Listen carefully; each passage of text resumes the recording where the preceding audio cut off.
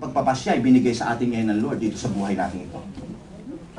Binigyan ka niya ng trabaho, ibinigay niya ang buhay sa iyo. Sinabi niya, pinagkakatiwalaan kita.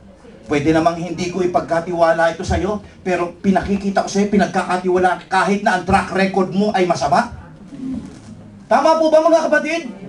I mean, meron ba sa atin dito na matino ang isip? Okay? Hindi pa tapos yung aking tanong. Meron ba sa atin dito sa Lord of the Harvest, dito sa ating kongregasyon, na matino ang isip? Bakit? Sabihin mo, ito yung hakumang, okay? Ipahahawak mo sa tao na 3 beses nang nakulong dahil sa estafa, at dating akyat bahay, okay? At ang daming mga utang, okay? At ang sabi mo, ito yung hakumang, Brad, pwede bang, tawag dito, alam ko, sabi mo, balak mo umuwi ng Pilipinas, ito yung hakumang, pwede bang dalhin mo ito sa bahay ng nanay ko? Gagawin mo yun? Ay, hindi mo gagawin yun. Bakit? Yung track record at sama eh. Baka yun na yung huling pagkikita namin. Ganun po yun. And you know what? Ito ang kagandahan ng Panginoon. Sa tao, bagamat basang-basa na ang track record ng tao, Old Testament pa lang ilang beses na siyang pinagkatiwalaan ng Diyos. Ilang beses na niyang pinalpak ang Diyos. At hindi lang yun, okay? Hindi lang ang tao ay pinagtaksilan ng Diyos, kundi tumalikod pa sa Kanya at nagrebelde pa sa Kanya, inaway pa ang Diyos mismo. Okay? Nagbalaki pa sa Kanya, samantalang ang laki ng utang ng tao sa Diyos. And yet, sabi ng Panginoon, ngayon niligtas ko na kayo. Magbabalik na ako sa langit. Pinagkakatiwala ko sa iyo ngayon ang trabahong ito. Sa iyo, ngayon, ang karapatang kumilos para dito. I'm giving you not only the work, the duty, but I'm giving you the power. Wow. Ibig sabihin, God will give us the blessing. Okay? Habang ikaw ay nagtatrabaho, hindi ka na binigyan ng parang, alam mo, napakasarap sa Panginoon, ang sarap na amo ni Lord. Whew! Amen. Masarap na amo si Lord. Kung ang mga amo ninyo ay manababaitan kayo, dahil binibigyan kayo ng mga tawag dito, ng mga bonuses, ibang klaseng magbigay ng bonus ang Panginoon. Amen. Ibang klaseng magbigay siya ng kagalakan sa buhay nating ito. Amen. Madalas lang, hindi lang natin siya na-appreciate, pero sabi ko sa inyo, ibang klase si Lord. Kapag tinutukan mo mabuti mga ginagawa niya sa buhay mo, you will enjoy Him. Sasabihin mo, God, napakagaling mong sadyo. Alam mo kung paano ka magbigay ng blowout. Alam mo kung paano magbigay ng magandang bonus sa buhay mo ito habang naglilingkod ako. Gugulat po kayo, mga anak ng Diyos. Kaya, gusto kong isipin natin dito ngayon, okay, na kung ano man yung mga bagay na ginagawa mo ngayon para sa Panginoon, hindi ka dapat mawalan ng mawalan ng loob. Magpatuloy ka. Amen? Ang sabi rito ng salita ng Diyos, binigyan ka ngayon ng free will. Kalayaan para magpasya. Ang nangyayari kasi ganito, pagka may free will, lumalabas yung kasabihan na, when the cat is away, the mouse will play. Di ba? Malaya, nako, hindi ko na alam nating lahat yan. Okay? Now, you have the freedom to obey and not to obey. Mga anak ng Diyos, kamusta ang buhay mo ngayon? Sabi ng Panginoon, inaasahan kita ngayon. Ikaw, wala nang iba. Hindi pa pwedeng kumilos ang mga anghel. Hindi rin ako kikilos. Ibinigay ko sa'yo. You know, God, Jesus Christ, you know, He took that risk. Di ba? Napaka-risky. Ibinigay sa atin. Sama na nga ng track record natin. Okay? Pero binigyan niya tayo, pinagkatiwalaan niya tayo. Ang tanong, kamusta tayo? Napagkakatiwalaan ba tayo?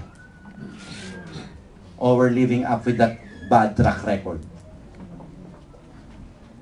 Ang matindi, sabi ng salita ng Diyos, maraming mga Kristiyano ngayon, okay, kung bakit sinabi niyang kinakailangan kayo ay magtrabaho sa buhay niyo na ito. Kasi may problema. Ang problema rito mga kapatid ko tayo ay nakakatulog sa ating trabaho. Nako, naalala ko. Balikan natin yung istorya doon sa amin sa Gemba. Sabi ko po sa inyo mga kapatid, okay? Nagtrabaho kami ng 1.5 oras. Okay? At maya-maya, sabi nung medyo pinakamatagal doon, pinakasempay namin Pilipino, nung sabi niya ganun, halika na, kain na tayo, tanghalian na tayo. Tinignan ko, 10:30. Okay?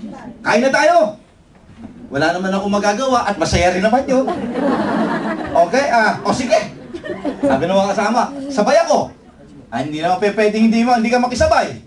Di ba? Sabihin nila, sip-sip ito Nagpakisama ito Ang inisip ko na lang, bagay, maganda naman yung, okay naman yung pagod niya ako Alright?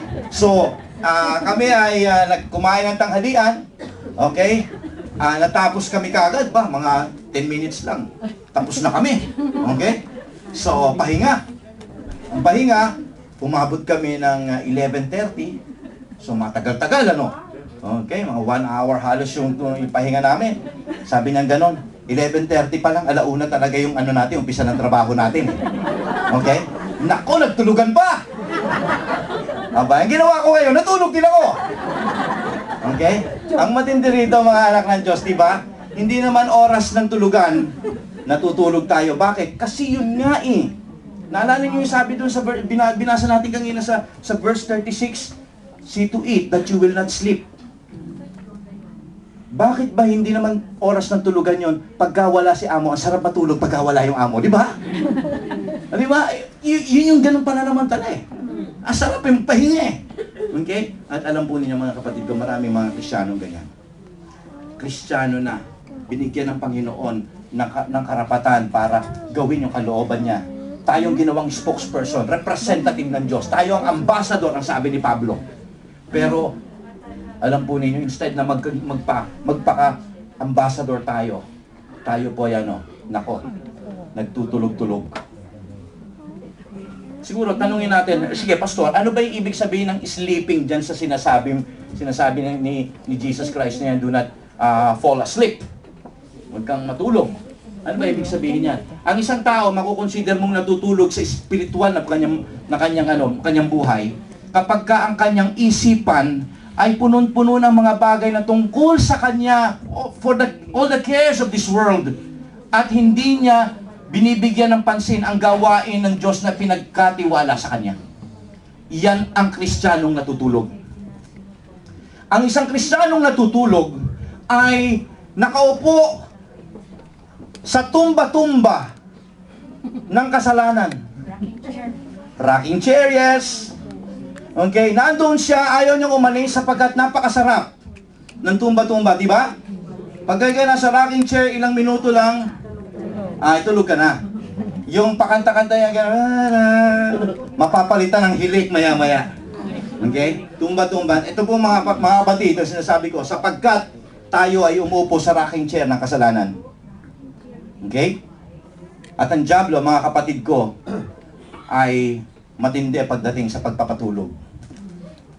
Okay? Ang mundong ito, we're living, my friends, we are living in the times, okay, in this generation, na ang henerasyon ay puro pampatulog ang ibinibigay sa atin. Mga bagay na magpaparelax sa iyo.